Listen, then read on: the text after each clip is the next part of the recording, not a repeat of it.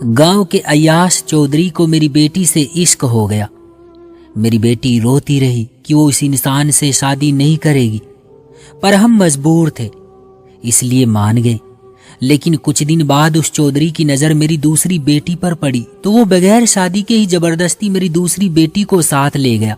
रात बीते बेटी लुटी हुई इज्जत के साथ लौटी और बोली, माँ मेरा मुजरिम वो चौधरी नहीं बल्कि कोई और है।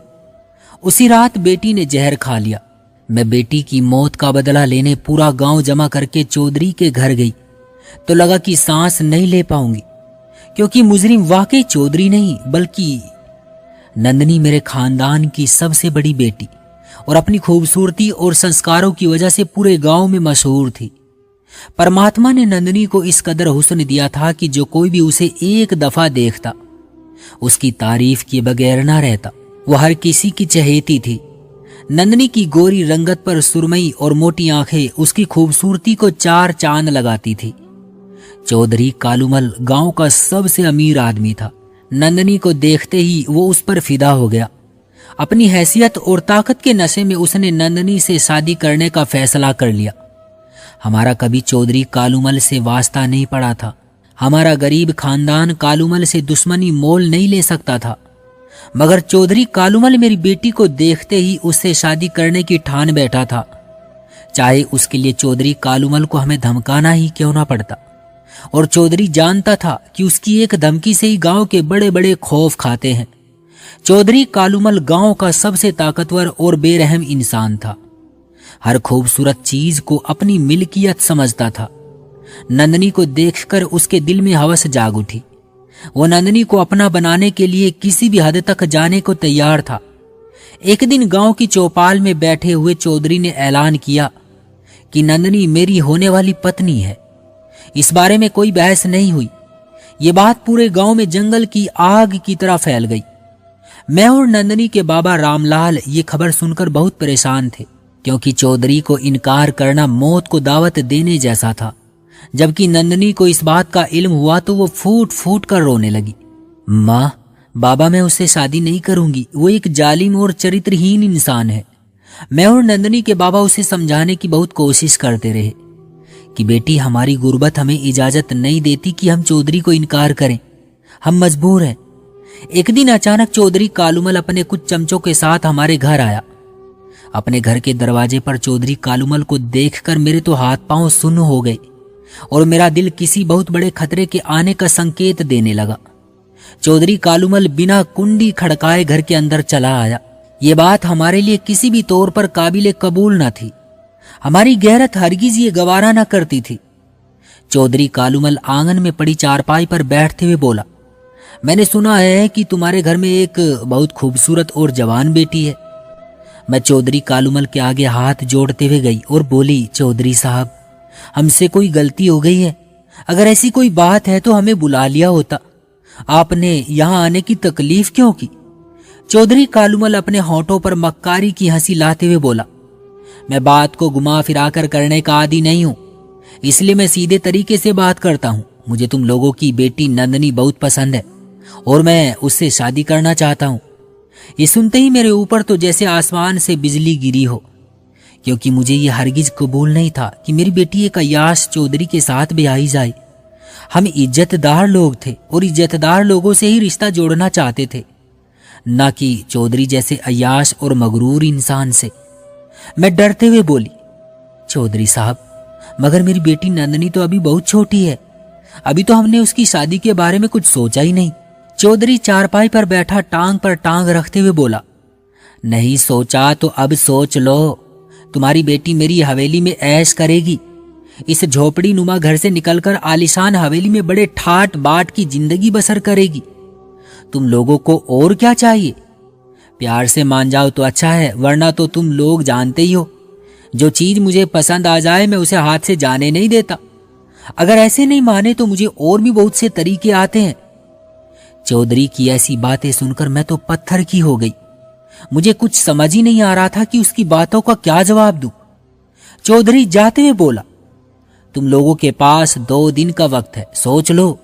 हम अपनी गुर्बत और बेबसी के सबब चौधरी की मर्जी के आगे झुक गए। हालांकि नंदनी शादी से इनकार करती रही कि वो चौधरी जैसे इंसान से शादी नहीं करेगी, मगर हम चौधरी के जुल्म के आगे बेबस थे। अगर हम नंदनी की शादी चौधरी से ना करते तो हम जानते थे कि वो हमारे खानदान को कोई ना कोई नुकसान जरूर पहुंचा सकता है। यूं मैंने अपने दिल पर पत्थर रखकर अपनी बेटी नंदनी की शादी चौधरी जैसे दरिंदे से कर दी। मेरी बेटी रोती रही, चीखती रही, और मैं एक जालिम मां की तरह तमाशाई बनी रही। मेरे पास कोई दूसरा रास्ता नहीं था। मैं चुपचाप बुत बनी अपनी बेटी का हाल देखती रही। चाहकर भी मैं नंदनी के लिए कुछ न कर पाई कि वो मेरे घर से उस आलिशान हवेली में चली गई। शादी के चंद दिन बाद चौधरी की हवस भरी नजरें नंदनी की छोटी बहन यानी मेरी बेटी रीना पर पड़ी। चौधरी कालूमल के दिल में तो पहले से ही खोट था। एक दिन जब घर के बाकी लोग किसी काम में व्यस्त थे, चौधरी कालूमल रीना को जबरदस्ती अपने साथ ले गया। रीना ने बहुत दुहाइयां दी, मिन्नतें की, मगर कालूमल पर उसके सभी शब्द बेअसर थे। रात गई रीना अपने घर वापस आई, लेकिन वो बदहाल और डरी हुई थी। बिखरे बाल और बगैर दुपट्टे के वो घर के अंदर दाखिल हुई। रीना की ऐसी हालत देखकर मेरे अंदर हौल उठने लगी। मैं जल्दी से रीना के पास गई और बोली, रीना बेटी, तुझे क्या हुआ है? तुम्हारी ये हालत किसने की? मगर रीना तो अपने होश से बेखबर थी। वो मुर्दा वजूद की तरह एकदम से जमीन पर गिर गई। मेरे कमजोर वजूद ने अपनी बेटी को अपने आंचल में छुपा लिया और उससे पूछने लगी कि रीना, तुम्हारा यह हाल किसने किया है? रीना खाली खाली नजरों से मेरी तरफ देखने लगी। मैंने उसका चेहरा अपने दोनों हाथों में थाम लिया और उसे झिंझोड़ते हुए बोली, बताए सब किसने किया है, मैं उसे छोड़ूंगी नहीं। रीना बोली, मां, मेरा मुजरिम चौधरी नहीं बल्कि कोई और है। रीना की ये बात सुनकर मैं हैरान रह गई। मेरे ख्याल में तो रीना का मुजरिम चौधरी कालूमल था। उसी रात रीना ने अपनी बेबसी से तंग आकर जहर खा लिया। जिंदगी की बाजी हार गई। वो दिन हमारे घर पर किसी कयामत से कम न था। एक बेटी को तो मैं पहले ही नरक में धकेल चुकी थी, जबकि मेरी दूसरी बेटी भी मुझे हमेशा के लिए छोड़कर चली गई। चौधरी कालूमल के घर में नंदनी की जिंदगी दर्दनाक बन चुकी थी। वो दिन रात अपनी किस्मत पर मातम करती, मगर किसी को अपनी तकलीफ सुनाने की हिम्मत नहीं कर पाती थी। नंदनी चौधरी कालूमल से इस कदर खौफ खाती थी कि वो किसी को भी अपना दुख सुनाने से डरती थी। गांव के लोग जानते थे कि नंदनी का क्या हाल हुआ होगा, मगर चौधरी के खौफ से कोई कुछ नहीं बोल सकता था। हर कोई चौधरी के गुस्से से खौफ खाता। यही वजह थी कि चौधरी कालूमल का जुल्म और सितम पूरे गांव पर मुसल्लत था। गांव वाले खामोशी से चौधरी के हर जुल्म को बर्दाश्त कर रहे थे। ये बात भी हर किसी को अच्छे से याद थी कि किस तरह चौधरी ने नंदनी की बहन के साथ सलूक किया। क्योंकि नंदनी की बहन रीना नंदनी से भी ज्यादा खूबसूरत थी और मासूमियत में अपनी मिसाल आप थी। चौधरी की हवस ने उसे पागल कर दिया। वो अपनी ताकत के नशे में था और उसे यकीन था कि कोई उसे रोकने की जरूरत नहीं करेगा। और गांव वालों को भी ये बात अच्छे से मालूम थी कि एक शाम जब मैं और रामलाल किसी काम से गए थे तो रीना अपने कमरे में थी। चौधरी के आदमी ने रीना को जबरदस्ती उस घर से उठा लिया। गांव वालों ने देखा, लेकिन किसी ने भी इसमें दखल अंदाजी करने की हिम्मत नहीं की। रीना को चौधरी की हवेली में ले जाया गया। रीना की मौत ने मुझे बगावत पर मजबूर कर दिया। अगली सुबह मैं अपने गांव वालों को इकट्ठा करने निकल पड़ी। घर घर जाकर मैंने अपनी बेटी के इंसाफ के लिए भीख मांगी, क्योंकि मैं अपनी बेटी के मुजरिमों को किसी तौर पर भी माफ नहीं कर सकती थी। मेरी बेटी की वो हालत किसी वक्त भी मेरी आंखों से ओझल नहीं होती थी कि किस तरह वो फटे हुए कपड़े बिखरे बालों में दौड़ती हुई आकर मेरे कलेजे से लगी। उसकी आंखों में खौफ का समंदर था। वही खौफ मैं चौधरी कालूमल की आंखों में देखना चाहती थी और इसके लिए मुझे गांव वालों की मदद की जरूरत थी, क्योंकि उनके बगैर मैं कुछ ना कर सकती थी। जब मैंने घर घर जाकर गांव वालों का दरवाजा खटखटाया और उनसे मदद मांगी, गांव के मर्द और औरतें मेरे दर्द को देखकर खामोश न रह सके। उन्होंने चौधरी कालूमल के खिलाफ आवाज उठाने का फैसला किया, क्योंकि वो भी अब चौधरी कालूमल के जुल्म से तंग आ चुके थे। गांव वालों की एक बहुत बड़ी भीड़ हवेली की तरफ रवाना हुई। मेरा दिल बदले की आग में जल रहा था। मैं अपनी बेटी का इंतकाम लेना चाहती थी। जैसे ही मैंने चौधरी कालूमल की हवेली में कदम रखा तो मेरा दिल इतनी तेजी से धड़क रहा था। गांव वालों की भीड़ पीछे खड़ी थी। हर किसी के चेहरे पर गुस्से और बेचैनी साफ नजर आ रही थी। मैंने ऊंची आवाज में चौधरी कालूमल को ललकारा, अरे ओ चौधरी, तुमने मेरी बेटी की जिंदगी बर्बाद की है। तुम्हें अपनी ताकत का गुरूर है, मगर आज तुम्हें एक एक जुल्म का हिसाब देना होगा। तुमने मेरी एक नहीं बल्कि दोनों बेटियों की जिंदगियां बर्बाद की है। उसके लिए मैं तुम्हें कभी माफ नहीं करूंगी। तुमसे मैं अपनी बेटियों का इंतकाम लेकर रहूंगी। ये एक मां का वादा है तुमसे। चौधरी, जो हमेशा मगरूर रहता था, वो हैरत में था। उसने सुकून से भरे अंदाज में जवाब दिया, देख शांति, मैं मानता हूं कि मैं मुजरिम हूं, मगर इस बार तुम जिस जुर्म का इल्जाम मुझ पर लगा रही हो वो मेरा नहीं है। ये सुनकर मेरा गुस्सा और बढ़ गया। मैं चीख कर बोली, अगर तुम नहीं तो फिर कौन है? मेरी बेटी ने तो अपनी जिंदगी खत्म कर ली, लेकिन मुजरिम अब भी आजाद है। चौधरी ने गहरी सांस ली और कहा, तुम्हें हकीकत मालूम करनी है तो उस रात के बाकी गवाहों से पूछो। ये बात सुनकर मैं और गांव वाले हैरान रह गए। चौधरी के शब्दों में सच्चाई का अंसर था। इस बीच गांव के एक नौजवान मुरली ने आगे बढ़कर कहा, चौधरी ठीक कह रहा है, मैंने उस रात कुछ देखा था, मगर खौफ के मारे कुछ बोल ना सका। मेरी नजरें मुरली पर जम गई और मैं कांपती हुई आवाज में बोली, क्या देखा था तुमने? सच बताओ मुरली। मुरली ने सबके सामने कबूल किया। उसने कहा, जब रीना को हवेली ले जाया गया तो मैंने चौधरी के सबसे करीबी आदमी दिलावर को हवेली के पिछले रास्ते से निकलते देखा था। उसके हाथों पर खून के धब्बे थे। ये सुनकर चौधरी कालूमल का चेहरा सुर्ख हो गया। वो गुस्से से चिल्लाया, दिलावर, क्या ये सच है? दिलावर, जो चौधरी के पीछे खड़ा था, खौफ से पीछे हटने लगा। वो वहां से फरार होने के इरादे में था। गांव वालों ने उसे फौरन घेर लिया। चंद लम्हों के बाद दिलावर ने सबके सामने कबूल किया कि हां, रीना का मुजरिम मैं ही हूं। मैंने ही उसकी मासूमियत को रोंद डाला था, लेकिन मैंने सब चौधरी कालूमल को खुश करने के लिए किया था। मैं समझता था कि अगर उस लड़की को मैं उसके लिए महल में ले आया तो इससे मुझे इनाम मिलेगा। ये सुनकर मेरी चीख इस कदर बुलंद हुई कि पूरे समा को हिला गई।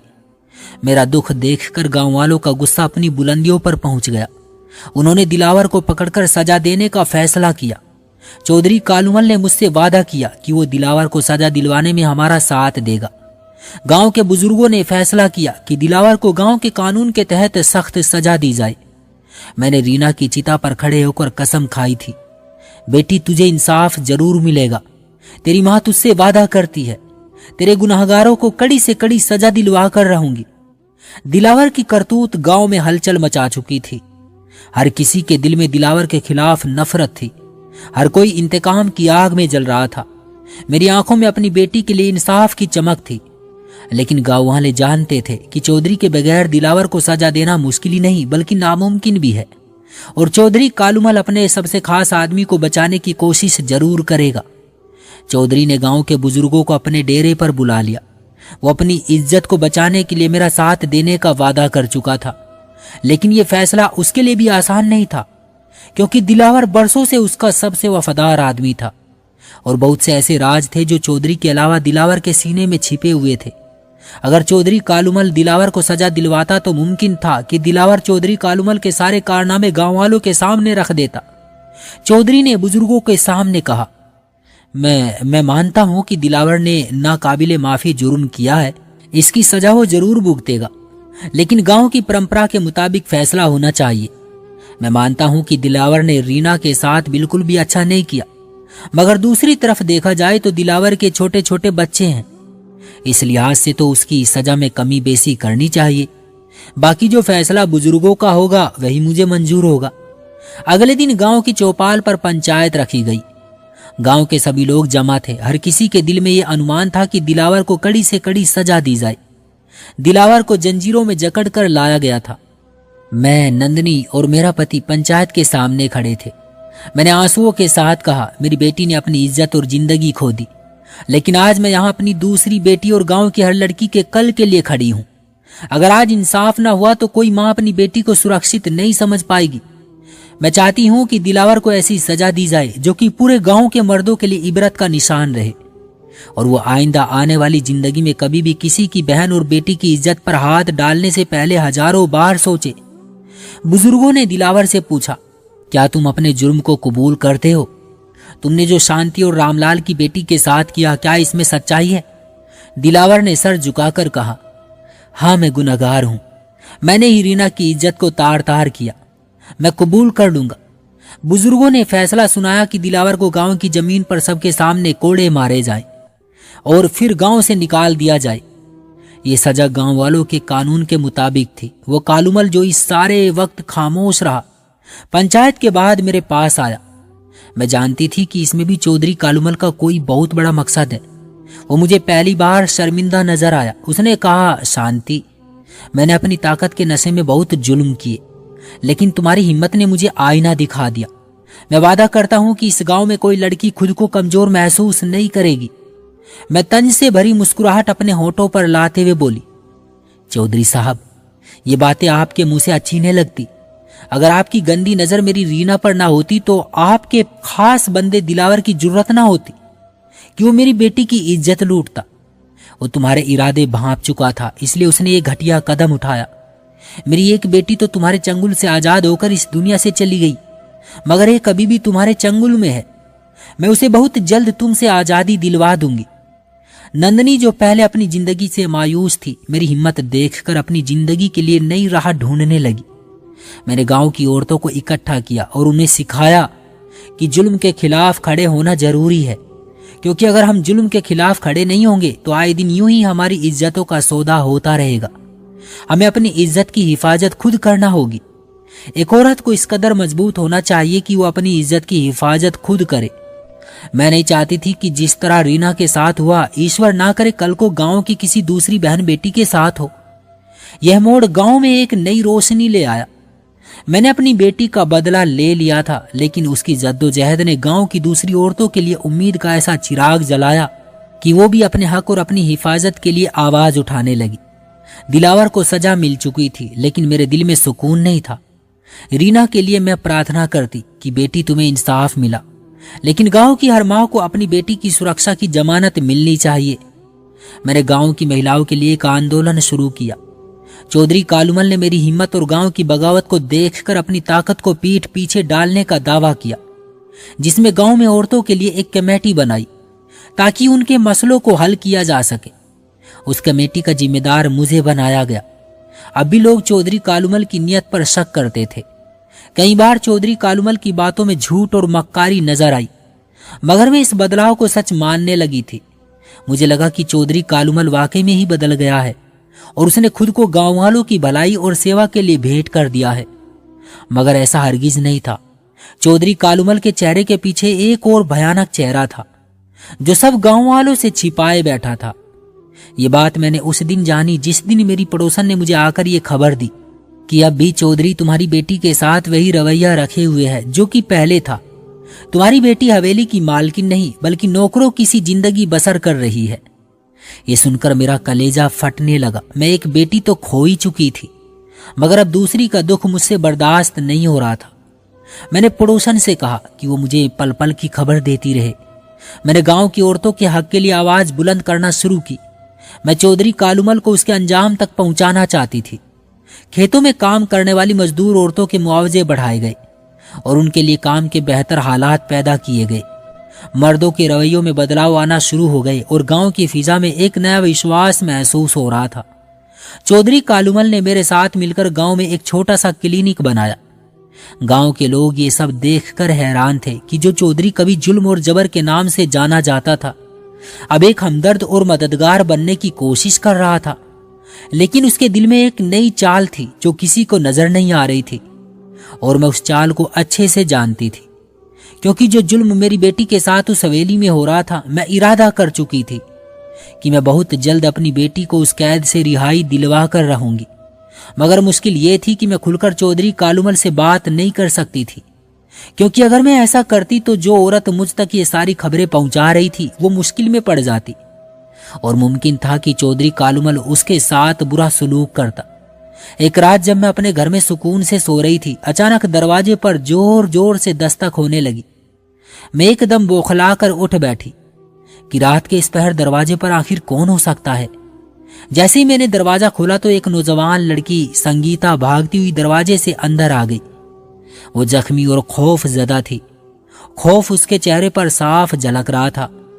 संगीता रोते हुए बोली, शांति चाची, मुझे बचा ले। संगीता इस कदर डरी और सहमी हुई थी कि उससे कुछ भी नहीं बोला जा रहा था। मैं उसे जल्दी से कमरे में ले गई और तसल्ली देते हुए बोली, संगीता तुम बेफिक्र रहो, तुम यहाँ सुरक्षित हो। मेरे होते हुए तुम्हें कोई नुकसान नहीं पहुंचा सकता। अब सुकून से मुझे ये बताओ कि तुम इतनी रात को यहाँ क्या कर रही हो। संगीता ने रोते हुए बताया कि किसी ने उस पर हमला किया है। संगीता की ये बात सुनकर मैं बहुत हैरान हुई कि आखिर उस पर हमला कौन कर सकता है। मैंने संगीता को तसल्ली देते हुए पूछा कि हमला करने वाला कौन था। संगीता ने डरते डरते कहा कि वो चौधरी के आदमी थे। वो कहते थे कि चौधरी बदल गया है, लेकिन उनका जुल्म अब भी जारी है। ये सुनकर मेरा दिल धक से रह गया। मैं सोचने लगी कि क्या चौधरी कालूमल वाकई बदला था या सिर्फ ये सब दिखावा था। अगली सुबह मैंने गांव के चंद भरोसेमंद लोगों के साथ मिलकर संगीता के साथ होने वाले जुल्म की हकीकत जानने की कोशिश की।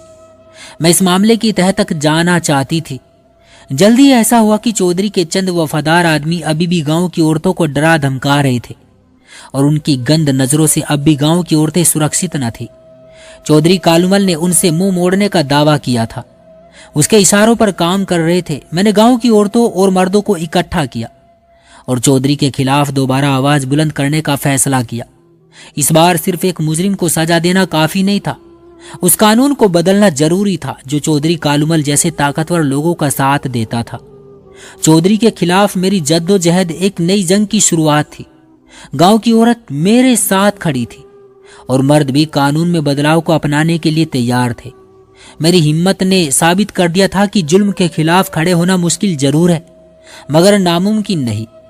मेरी जद्दोजहद ने न सिर्फ गांव की औरतों को उनका हक दिलाया, बल्कि चौधरी कालूमल और उसके खास आदमियों को भी कटघरे में लाया गया था। गांव की फिजा अब आजादी और बराबरी की तरफ बढ़ रही थी, जहां मेरी कुर्बानी रोशन मिसाल बन गई। जो कभी गांव का नाकाबिले शिकस्त चौधरी बना बैठा था, अपने खास आदमियों के दूर जाने की वजह से कमजोर और बेबस नजर आ रहा था। उसके आदमी भी उसका साथ छोड़ने लगे थे। गांव के लोग अब उसके खिलाफ खड़े हो रहे थे। मेरे हौसले और कुर्बानी ने उन्हें यह यकीन दिलाया कि जुल्म को ललकारा जा सकता है और उसके खिलाफ आवाज उठाई जा सकती है। चौधरी कालूमल ने मुझसे मुलाकात की और कहा, शांति तुम ये सब खत्म कर दो, मैं अपनी ताकत खो रहा हूं। अगर ये जंग ना रोकी तो गांव में बगावत हो जाएगी। मैंने सख्त अंदाज में कहा, चौधरी कालूमल ये बगावत नहीं, इंकलाब है। गांव अब वो नहीं रहा जहां तुम जुल्म करते थे और हम खामोश रहते थे। तुम्हारे जुल्म के आगे इस खौफ से सर नहीं उठा पाते थे कि अगर हमने ऐसा किया तो हमसे हमारी जमीन छिन जाएगी या फिर हमारे ऊपर शदीद जुल्म किया जाएगा। मगर अब वक्त वो नहीं रहा। पहले वक्त तुम्हारे हक में था, मगर अब गांव वालों के हक में है। मजलूम को उसकी आजादी मिलेगी, चाहे तुम्हें अपनी ताकत का ताज छोड़ना पड़े। चौधरी कालूमल गुस्से से लाल होते हुए बोला, शांति याद रखो, तुम्हारी बेटी अब भी मेरे कब्जे में है और मैं जो चाहूं उसके साथ कर सकता हूं। इसलिए बेहतर है कि ये सब छोड़ दो, वरना अंजाम बुरा होगा। मैं तल्ख अंदाज में बोली, चौधरी मैं तुम्हारी असलियत को खूब अच्छे से जानती हूं। मैं अच्छे से जानती हूं कि तुम दोहरा रूप धारे हुए हो, मगर मैं बहुत जल्द तुम्हारा ये रूप सबके सामने लाकर रहूंगी और अपनी बेटी को इस नरक से रिहाई जरूर दिलवाऊंगी। गांव के बुजुर्गों ने एक पंचायत बुलाई जिसमें यह तय किया गया कि गांव की जिम्मेदारी अब चौधरी जैसे नीच के हाथ में नहीं रहेगी। मगर हार उसने अब भी नहीं मानी थी। अब भी चौधरी कालूमल में गुरूर घमंड बाकी था। उसने मुझे साफ शब्दों में धमकी दी कि मैं अपनी ताकत और ओहदा वापस लेकर रहूंगा। चौधरी कालूमल के इतने पुख्ता इरादे को देखकर मुझे खौफ आने लगा कि न जाने अब चौधरी कौन से कदम उठाएगा।